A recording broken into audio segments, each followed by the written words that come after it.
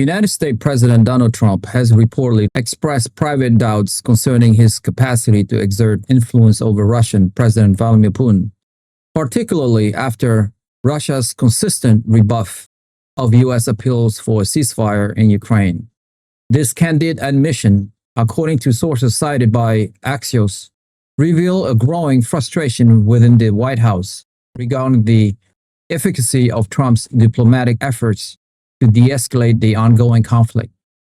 Trump reportedly confided in aides that he had underestimated Putin's unwavering resolve and his apparent lack of desire for a peaceful resolution, leading to increasing concerns about the American president's perceived lack of leverage to bring an end to the protracted war.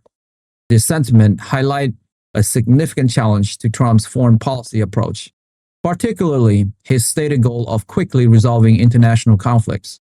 The expectation that his personal rapport or negotiating style could sway Putin appears to have been hampered by the harsh realities of the geopolitical landscape and the Russian leader's strategic objectives.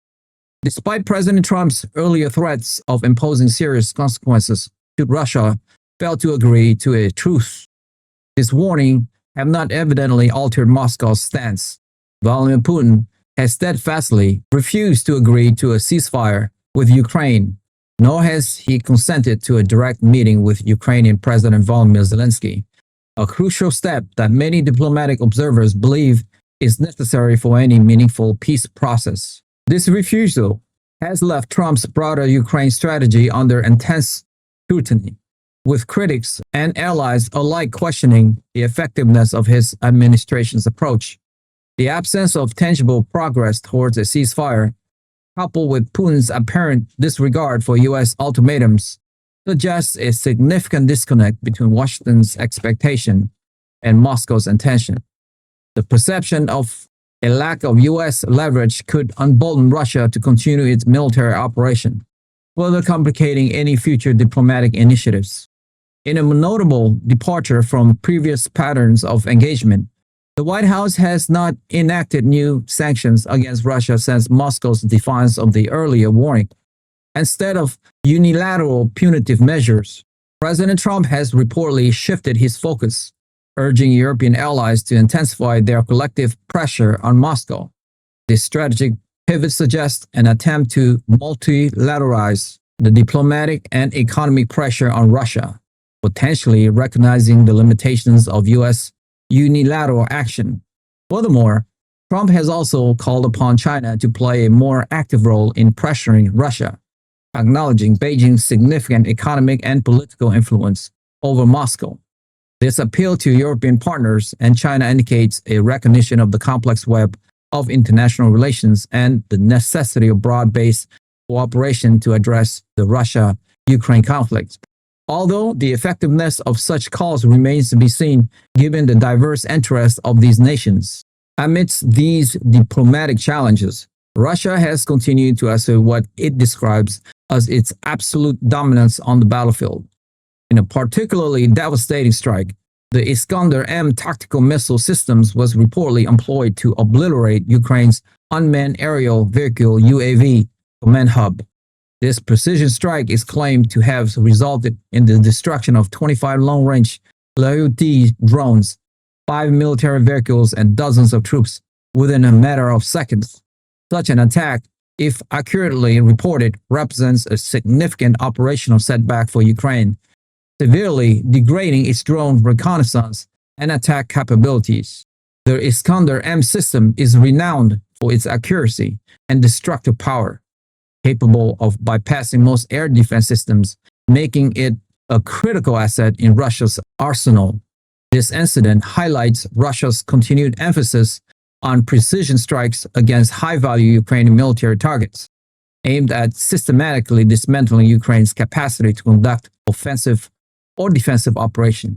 The immediate and comprehensive destruction attributed to this single strike further reinforced Moscow's narrative of military superiority and operational effectiveness. The private acknowledgement by President Trump of his underestimated challenge in influencing Vladimir Putin underscores the complexity of the current geopolitical climate. Putin's long history of strategic maneuvering and his demonstrated willingness to absorb international pressure to achieve his objectives present a formidable obstacle to any diplomatic intervention. The idea that a quick negotiation could resolve the conflict, an approach often favored by Trump, appears to have been insufficient against Putin's deeply entrenched resolve. This situation highlights the limitations of personal diplomacy when confronted with deeply rooted national interests and strategic imperatives that transcend individual relationships. The growing concern within Trump's administration about their lack of leverage suggests a recalibration of expectations regarding the conflict's resolution. The steadfast refusal by Putin to agree to a ceasefire or meet with President Zelensky directly is a major impediment to peace. A ceasefire is typically the first step towards de-escalation, allowing for humanitarian aid and creating a conducive environment for negotiations. Putin's unwillingness to engage in such basic diplomatic steps indicates a determination to continue military operations until certain strategic goals are achieved, or until the battlefield situation becomes more favorable to Russia. This refusal also undermines President Trump's diplomatic efforts, as his ability to broker a peace deal is directly dependent on the willingness of both parties to engage. The scrutiny of Trump's Ukraine strategy is thus a natural consequence of the lack of progress, forcing the administration to reconsider its approach. The decision by the White House not to enact new sanctions following Russia's defiance is a significant policy choice. Sanctions are often a primary tool of economic coercion in international relations, and their absence suggests either a belief in their ineffectiveness, a desire to avoid further escalation, or a strategic pause to observe Russian reaction. Instead, the call for European allies and China to ramp up pressure on Moscow indicates a shift towards a more multilateral approach. European nations, being heavily invested in the region and often impacted directly by the conflict's economic consequences, have a strong incentive to see a resolution. However, their willingness to impose harsher measures, particularly concerning energy imports, remains a point of contention. China's role is also complex. While it maintains a strategic partnership with Russia, it also has its own economic interests and a desire to maintain global stability, making its position on pressuring Moscow nuanced. The Russian claim of absolute dominance on the battlefield and the reported obliteration of Ukraine UAV command hub using an Iskander-M missile system is a stark demonstration of Russia's continued military capabilities. Drone warfare has been a significant component of the Ukraine conflicts, with both sides utilizing UAVs extensively for reconnaissance, targeting, and direct attack. The destruction of 25 long-range Lyutyi drones represents a substantial loss for Ukraine, as these drones are crucial for extending their reach and conducting operations deep behind Russian lines. The targeting of a command hub further complicates matters, as it would likely house critical personnel, intelligence, and control systems, effectively disrupting Ukraine's ability to coordinate its drones fleet. The speed and precision of the Iskander-M system, often lauded by Russian military commentators, allow for devastating strikes against hardened targets, significantly impacting the enemy's operational capacity. The strategic implications of such a strike are profound. By degrading Ukraine's drone capabilities, Russia seeks to blind its adversary, limiting its ability to gather intelligence, identify targets, and conduct long-range strikes. This would provide Russia with greater freedom of maneuver and reduce the threat to its own force and infrastructure. The loss of military vehicles and dozens of troops in a single strike also underscore the lethality of modern warfare and the effectiveness of advanced missile systems.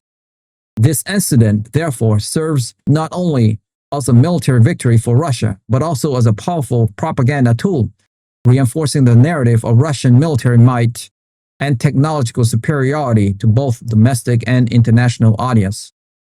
It also puts immense pressure on Ukraine to adapt its strategies, protect its command and control centers, and find ways to replenish its drone fleet and associated personnel.